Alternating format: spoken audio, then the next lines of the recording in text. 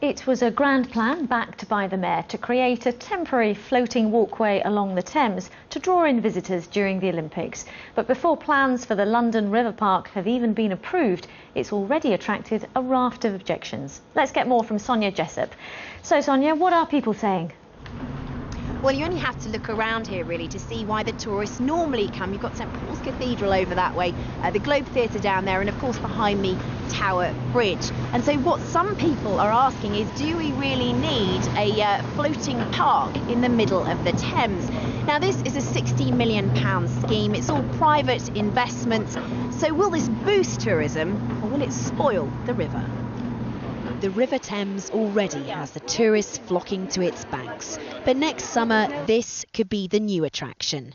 A floating park allowing visitors to stroll past St Paul's down to Tower Bridge. I think it's a fabulous idea, and I think it can do nothing but add more beauty and pleasure for everyone in the city and for tourists.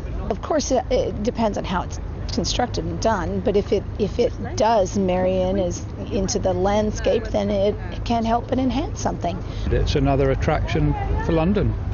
The more people we can attract, the better.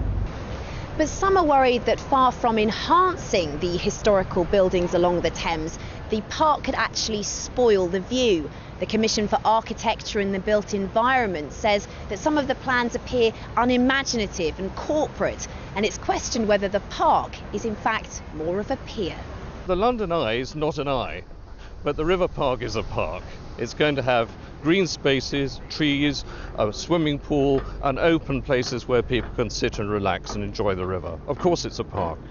But a park in which up to 15,000 people could be gathering at one time, and that's worried some of the neighbours. We do 250 performances in our open-air theatre from April to October each year, and the noise of those people congregating will travel across the water and ruin the enjoyment for our visitors. There's concern too about whether the park could cause erosion to the riverbank. This is centre of London here, and the foreshore has got 10,000 years worth of history beneath your feet, and it won't be there for much longer if we have structures like this built. Those behind the plans insist there's no need to worry, but critics remain unconvinced that a floating park is what the Thames really needs. Now, Mayor Boris Johnson, who described this scheme as brilliant and beautiful, well, he wasn't around to talk to us today. Now, he signed a deal with the private companies behind it that would see 30% of the money they raise going back into the public purse. But of course, that's the other concern is how corporate is this scheme going to look? A decision on the plans is expected next month. Sonia, thank you.